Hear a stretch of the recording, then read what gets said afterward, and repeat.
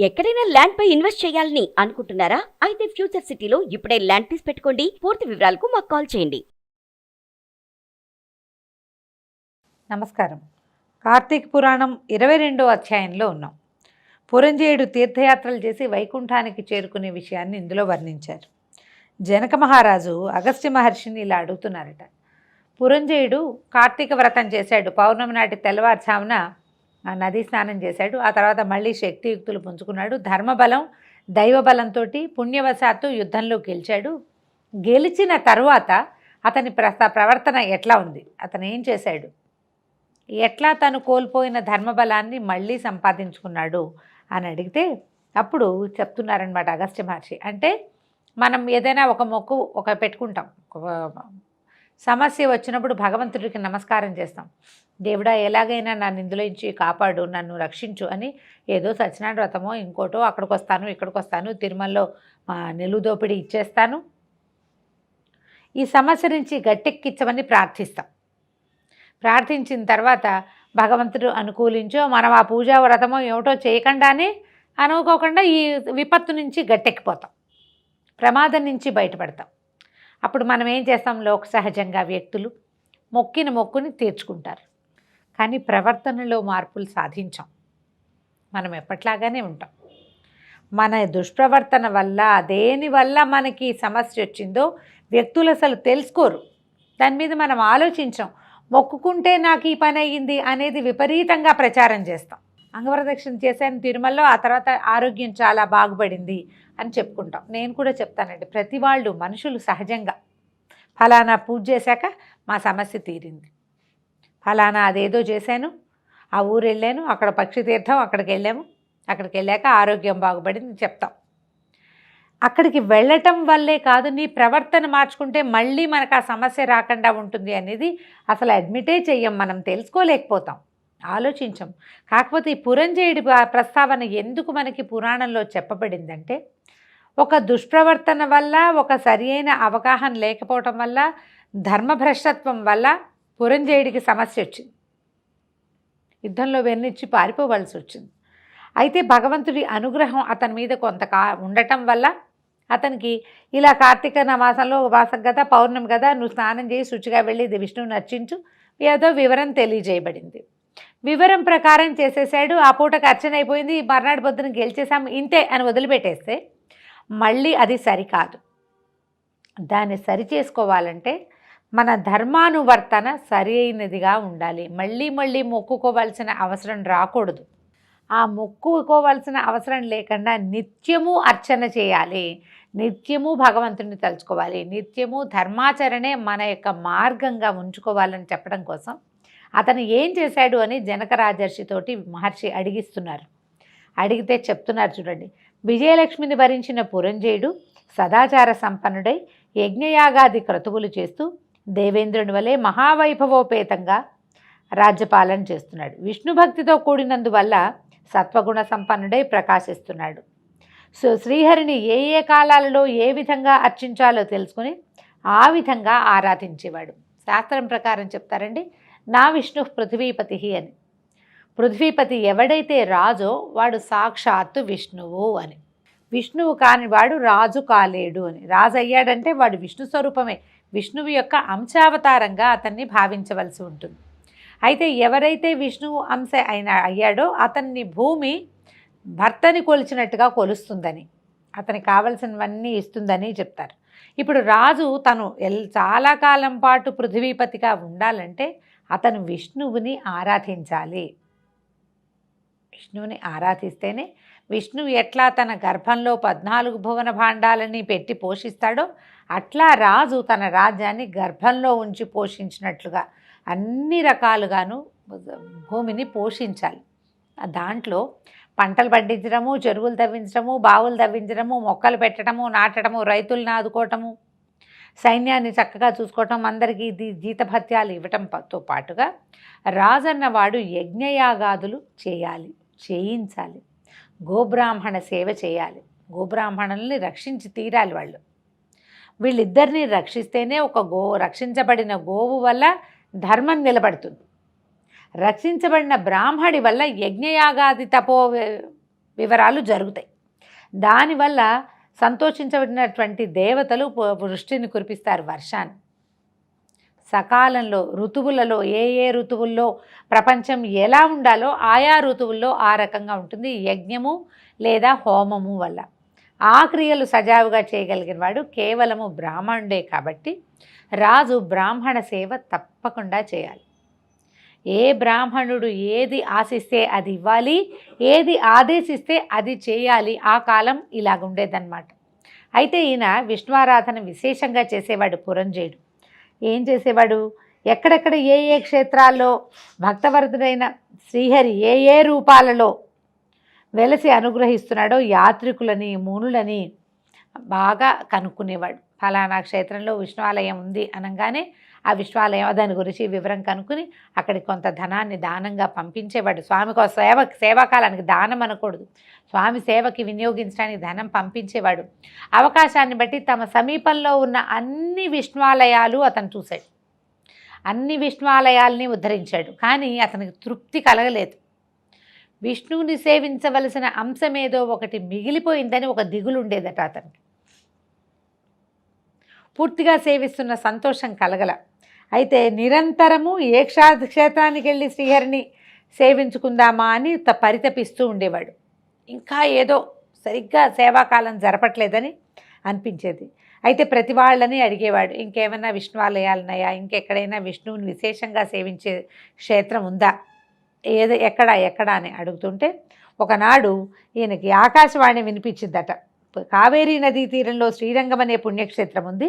అక్కడ శ్రీహరి శ్రీరంగనాథుడనే పేరుతోటి విలసిల్లుతున్నాడు. భక్తజనుల మనసులోని కోరికలు తీర్చి భక్తకోటిని తరింపచేస్తున్నాడు. భూలోక వైకుంఠమైన ఆ శ్రీరంగ క్షేత్రానికి వెళ్ళి రంగనాథుడిని అర్చించు, నీ జన్మ చరితార్థమవుతుంది, నీకు విష్ణులోక ప్రాప్తి లభిస్తుంది అని వివరించింది. అయితే ఇప్పుడు ఇది రాముల వారి కాలమని మనం అనుకోవడానికి వీల్లేదండి. శ్రీరంగంలో మనం చూసేటువంటి రంగనాథ స్వామికి శ్రీరాముల వారు అర్చించిన స్వరూపమని, ఆ స్వరూపాన్ని ఆ రంగనాథ స్వామిని నిత్యము అర్చించటానికి రాముల వారే స్వయంగా విభీషణుడికి సమర్పించారని, ఆ సమర్పిస్తున్న సమయంలో ఆయన తన లంకకి తీసుకువెళ్తూ మధ్యదారిలో ఆ విగ్రహాన్ని భూమి మీద పెట్టి ఆయన సంధ్యవార్చుకోవడానికి వెళ్తే ఆ స్వరూపం స్వామి అర్చావతారంగా అక్కడ నిలబడిపోయాడని శ్రీరంగంలో ఇలాంటి ఒక గాథ వింటాం. అంటే ఇది శ్రీరంగం ఉంది అంటే ఆ కల్పంలో కూడా రాముల వారు ఉన్నట్టే చెప్పుకోవాలి మనం ఆ సమయంలో కూడా. అయితే ఈ మాటలు విన్నాడు, విష్ణులోక ప్రాప్తి లభిస్తుంది. రంగనాథ స్వరూపం అంటే మామూలుగా స్వరూపాలు, దేవతా స్వరూపాలు 3 రకాలుగా ఉంటాయి.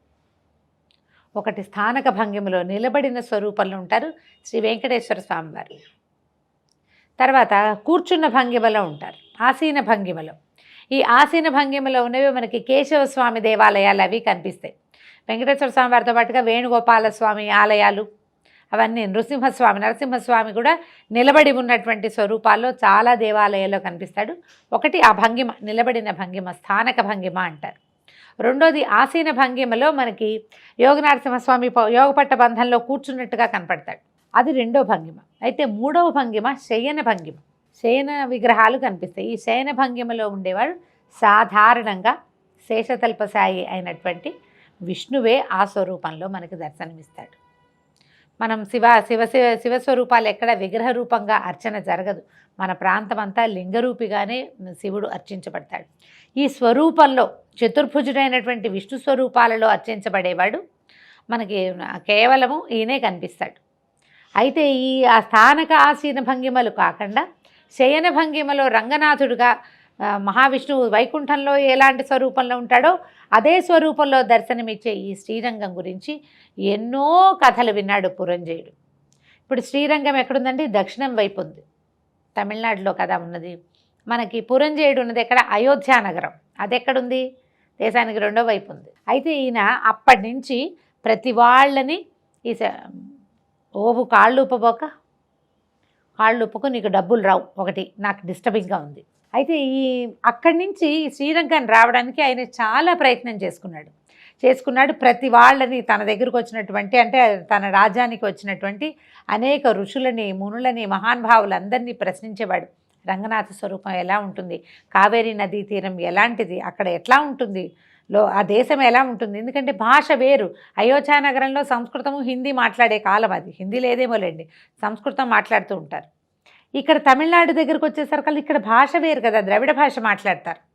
అందుకని వచ్చిన మునులని ఋషులని ప్రతి వాళ్ళని ఆయన శ్రీరంగం గురించి ప్రశ్నించేవాడు, పలు విధాలుగా పరితపించేవాడు. ఎప్పుడెప్పుడు రంగనాథ స్వామి దర్శనం చేస్తానా అని ఎన్నో విధాలుగా ప్రయత్నం చేసి ఎట్టకేలకి ఇక్కడికి బయలుదేరి వచ్చాడనమాట. రాజ్యభారాన్ని తన మంత్రులకు అప్పచెప్పేసి శ్రీరంగనాథుడి దర్శనానికి బయలుదేరాడు.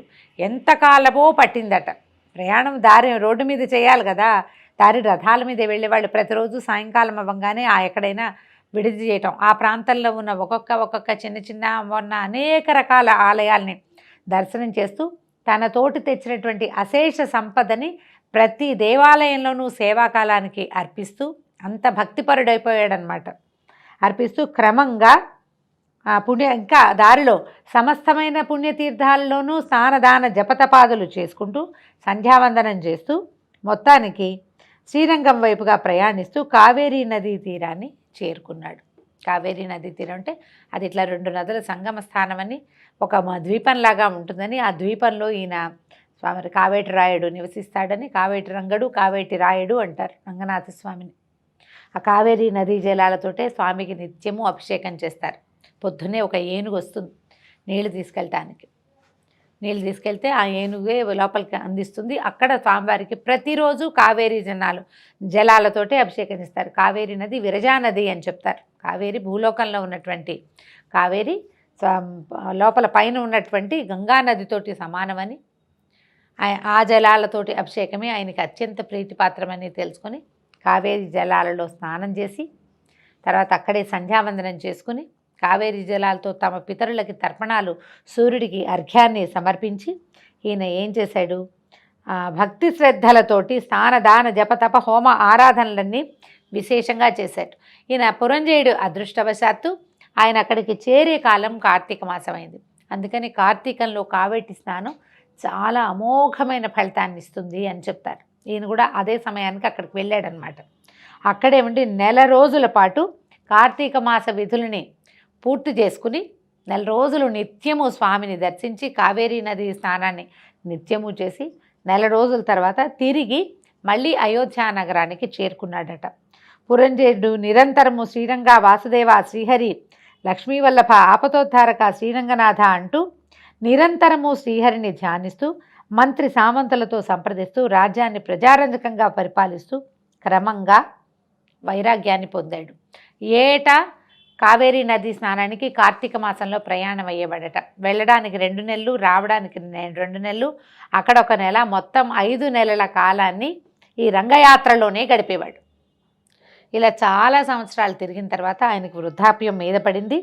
తర్వాత వైరాగ్యాన్ని పొందాడు. నిరంతరము హరినామస్మరణ చేస్తూ కాలం గడిపేవాడు.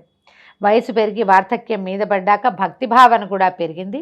కుమారుడికి పట్టాభిషేకం చేసి పౌత్రాదుల మమకారాన్ని తుంచేసుకున్నాడు. అంటే పిల్లాడికి పట్టాభిషేకం చేశాక ఇంకక్కడ ఉండల, మనవలు పుడతారు చూడాలి, మునిమనవుడు రాజ్యం చేస్తాడు చూడాలి, తరతరాలకి సంపద వృద్ధి పొందాలి, ఇలాంటి మానవ సహజమైనటువంటి ఆలోచనలని తుంచేసుకున్నాడు ఆయన. శ్రీహరే నాకు నిత్య నైమిత్తిక కర్మలన్నిటికీ శ్రీహరే పాత్రుడు, ఆయనకే చేయాలి అని భావించి ఏం చేశాడు, వానప్రస్థానికి స్వాగతంగా పలికాడు.